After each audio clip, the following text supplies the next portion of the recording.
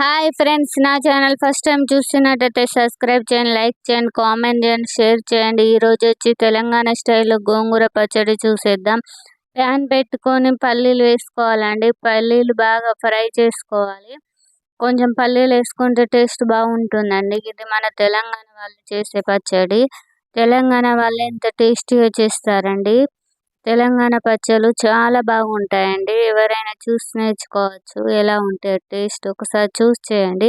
ఈసారి వచ్చేసి మనం ఎండుమిర్చితో కాకుండా పచ్చిమిర్చితో ట్రై చేసామండి. పచ్చిమిర్చితో తోటి కూడా చాలా బాగుంటుందండి. ఒకసారి ట్రై చేసి చూడండి. పల్లీలు వేగాక ఇప్పుడు ఆయిల్ వేసుకొని 2 టేబుల్ స్పూన్ల ఆయిల్ వేసుకొని పచ్చిమిర్చి వేసుకోవాలండి. పచ్చిమిర్చి వచ్చేసి ఇలా చుంచి వేసుకోవాలండి, లేకుంటే పేలుతాయి. అంతా చిమ్మిపోతాయండి, స్టవ్ మీద మొత్తం అయిపోతాయి, బాగుండదు. ఇప్పుడు వచ్చేసి ఇవి ఇలా బాగా ఫ్రై అయ్యాక ఇప్పుడు ఒక గిన్నెలోకి తీసుకుందాం.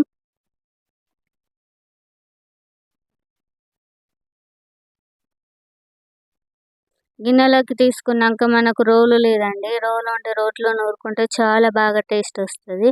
మనం మిక్సీలో పట్టుడు కూడా చల్లారాలి. ఇప్పుడే అదే ఆయిల్లోనే గోంగూర ముందుగానే కడిగి పెట్టుకోవాలండి. శుభ్రంగా కడిగి పెట్టుకొని ఆరబెట్టుకుంటే బాగుంటుంది. ఇలా ఆరబెట్టుకున్న గోంగూర ఇలా వేసుకొని ఇలా బాగా ఫ్రై చేసుకోవాలండి.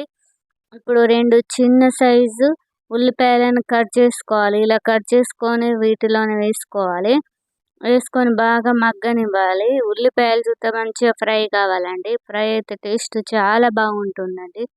ఇలా ఒకసారి మీరు చూస్తే ట్రై చేసి చూడండి ఎంత టేస్టీగా ఉంటుందో. చాలా టేస్టీగా చాలా బాగా అనిపిస్తుంది.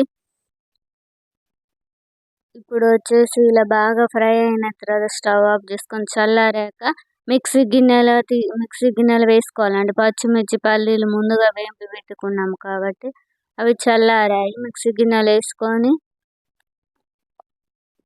1 టేబుల్ స్పూన్ జీలకర్ర, వెల్లుల్లిపాయలు వేసుకోవాలి. 1 టేబుల్ స్పూన్ సాల్ట్ వేసుకోవాలండి. వేసి మిక్సీ పట్టుకోవాలి.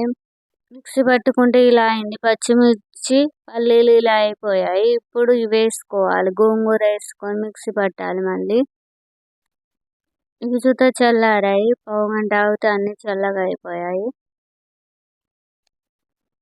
చల్లారాక మిక్సీ పట్టుకుంటే ఇలా ఉంటుందండి పచ్చడి. బాగా మెత్తగా చేసుకోవద్దు, ఇలానే చేసుకోవాలి, టేస్టీగా ఉంటుంది. ఇప్పుడు వచ్చేసి చిన్నగా తరిగి పెట్టుకున్న ఆనియన్స్ కట్ చేసుకొని వీటి మీద వేసుకోవాలండి. టేస్ట్ బాగుంటుందండి. పైన వేసుకుంటే టేస్ట్ అదో రకమైన టేస్ట్. మీరు కూడా నా అలా ట్రై చేసి చూడండి. Okay friends, bye friends.